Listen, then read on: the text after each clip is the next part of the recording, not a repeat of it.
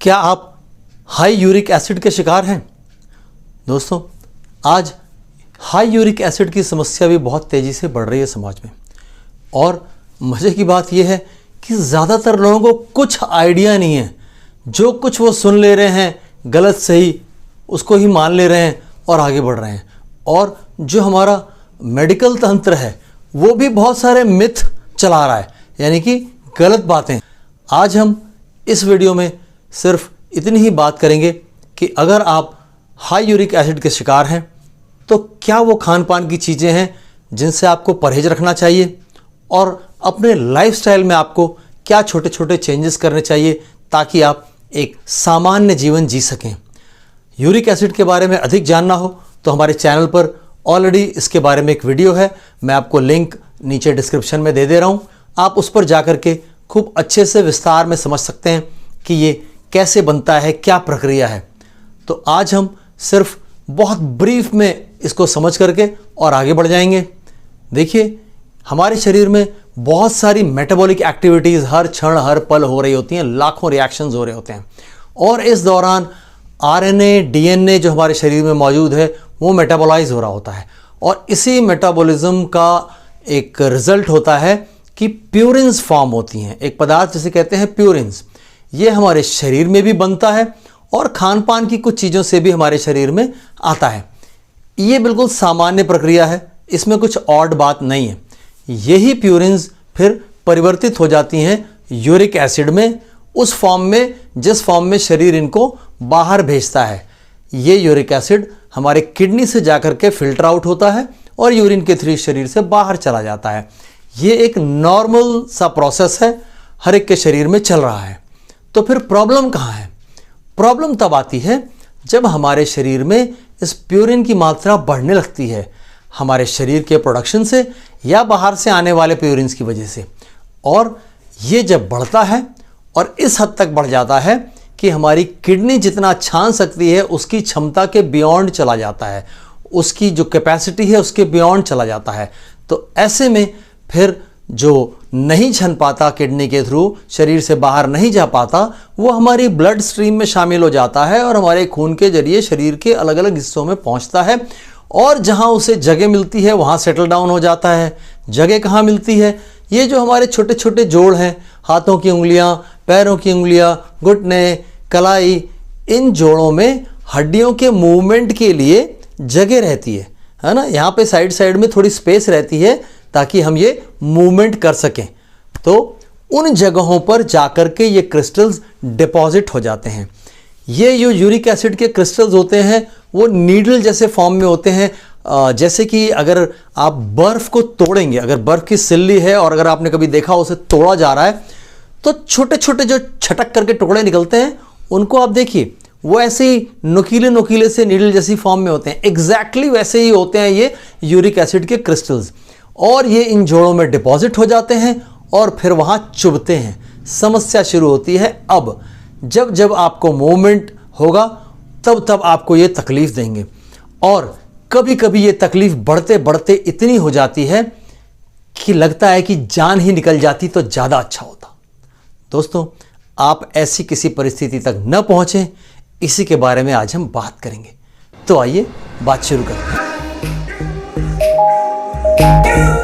नमस्कार दोस्तों, मैं हूं न्यूट्रिशन गुरु संजीव पांडे। मैं एक सर्टिफाइड होलिस्टिक हेल्थ कोच हूं और मैं आपको समग्र समाधान प्रोवाइड करता हूं। हम यहाँ वीडियो में जो कुछ भी बताते हैं, यहाँ कोई मेडिसिन नहीं है। जो कुछ भी हम आपको बताते हैं, मैं आपसे न्यूट्रिशन के बारे में बात करता हूँ, मैं आपसे लाइफस्टाइल के बारे में बात करता हूँ।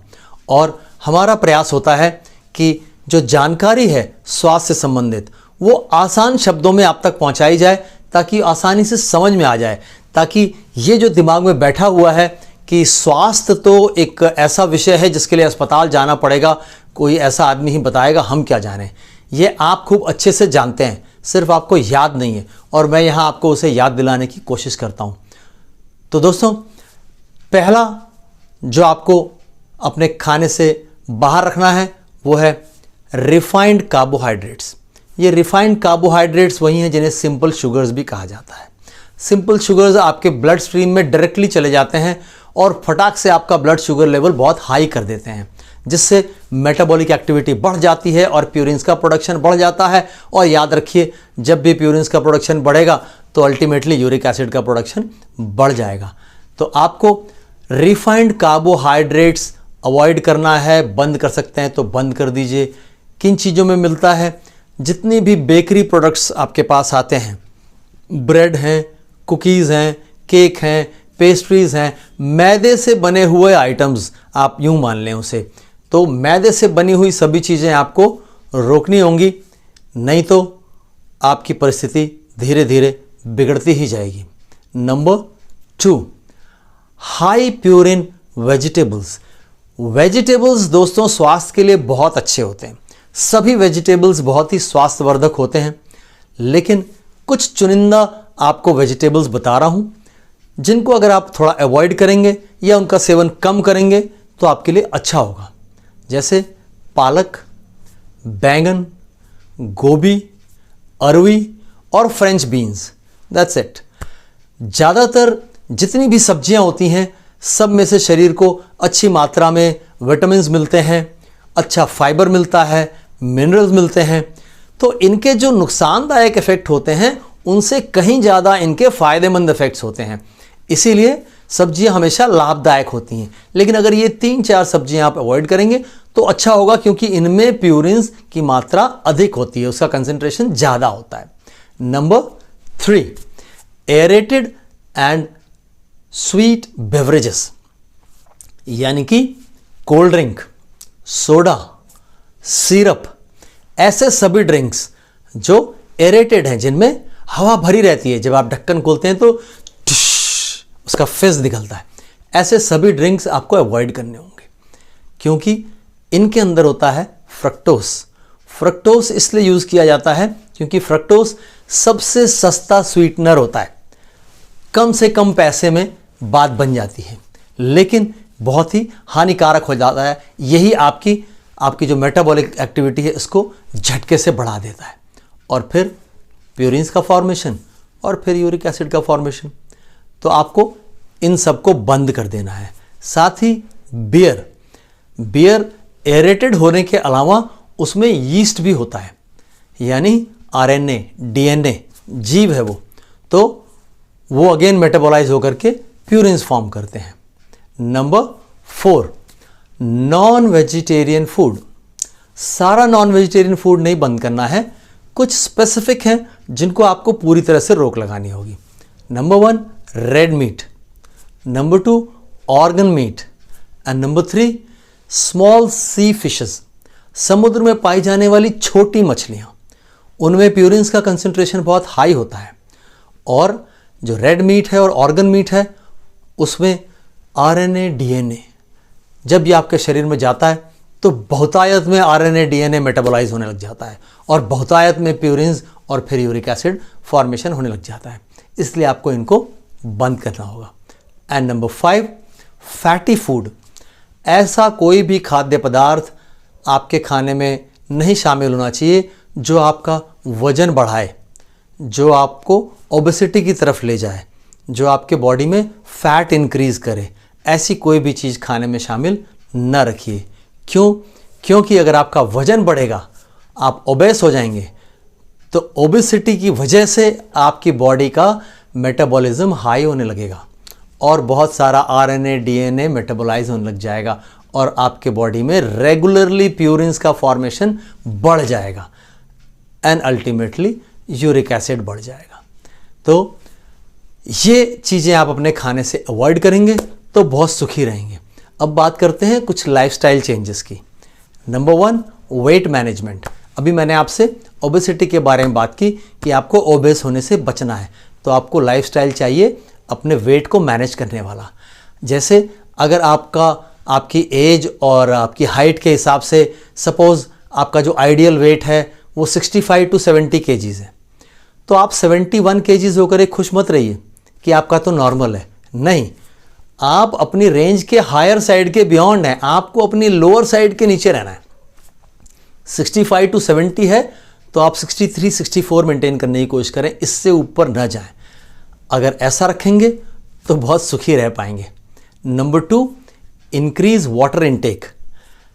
अपना जो पानी का इनटेक है वो सामान्य से अधिक करना होगा आपको, अधिक से अधिक पानी, क्योंकि जितना ज़्यादा पानी पी सकेंगे उतना ज़्यादा किडनी फंक्शन करेगी और उतने अच्छे से वो आपके शरीर से जो यूरिक एसिड है उसे फिल्टर आउट कर पाएगी। अगर आप ऐसा नहीं करते हैं और पानी पीने में लापरवाही करते हैं तो यही क्रिस्टल्स यूरिक एसिड के आपकी किडनी के अंदर इकट्ठा होकर स्टोन फॉर्मेशन करेंगे। फिर जो यूरिक एसिड से आपके जोड़ों में दर्द होगा वो एक, और जो किडनी में स्टोन की वजह से दर्द होगा वो दूसरा। तो फिर जो मैंने आपसे शुरू में बात की थी कि कभी कभी लगता है कि जान ही निकल जाती तो अच्छा होता, ऐसे जीवन से तो अच्छा था कि मर ही जाते। सोच के देखिए कितनी खराब स्थिति है ये। ऊपर वाले ने जीवन जीने के लिए दिया है और मरने का ख्याल आ रहा है। देन नेक्स्ट, आपको मॉडरेट एक्सरसाइज करनी होगी, हल्की फुल्की एक्सरसाइज करें, हैवी एक्सरसाइज के चक्कर में ना पड़ें। अगर आपको हाई यूरिक एसिड की प्रॉब्लम है तो कतई जिम ना ज्वाइन करें। अगर आपने हैवी वर्कआउट करना शुरू किया तो फिर बॉडी में मसल ब्रेक डाउन होने लगेगा और अगेन आरएनए डीएनए होता है मसल्स में, और आपकी जो प्यूरिन फॉर्मेशन है वो बहुत ज़्यादा बढ़ जाएगी और इससे आपकी तकलीफ भी बढ़ जाएगी। And last but not least, minimize your medication. दवाओं का इस्तेमाल कम से कम। जब भी आप कोई दवा खाएंगे तो मेटाबॉलिक एक्टिविटी बढ़ती है और प्यूरिन्स का फॉर्मेशन बढ़ जाता है। तो दोस्तों, ये कुछ खान पान में बदलाव और कुछ जीवन शैली में, अगर ऐसा आप अच्छे से सुनिश्चित कर पाते हैं तो हाई यूरिक एसिड होने के बावजूद भी आप एक सामान्य जीवन जी सकेंगे। तो दोस्तों, स्वस्थ रहें और मस्त रहें। जय हिंद। तो अगर जानकारी अच्छी लगी हो तो चैनल को सब्सक्राइब जरूर करें, वीडियो को लाइक करें और अपनी राय कमेंट्स में अवश्य दें। दोस्तों, हमारे चैनल से संबंधित सभी महत्वपूर्ण जानकारियाँ इस वीडियो के डिस्क्रिप्शन में दी हुई हैं, जैसे कि आप हमसे कैसे संपर्क कर सकते हैं प्रिस्क्रिप्शन बनवाने के लिए और हमारी राय लेने के लिए अपनी किसी भी दिक्कत परेशानी के बारे में। Thank you.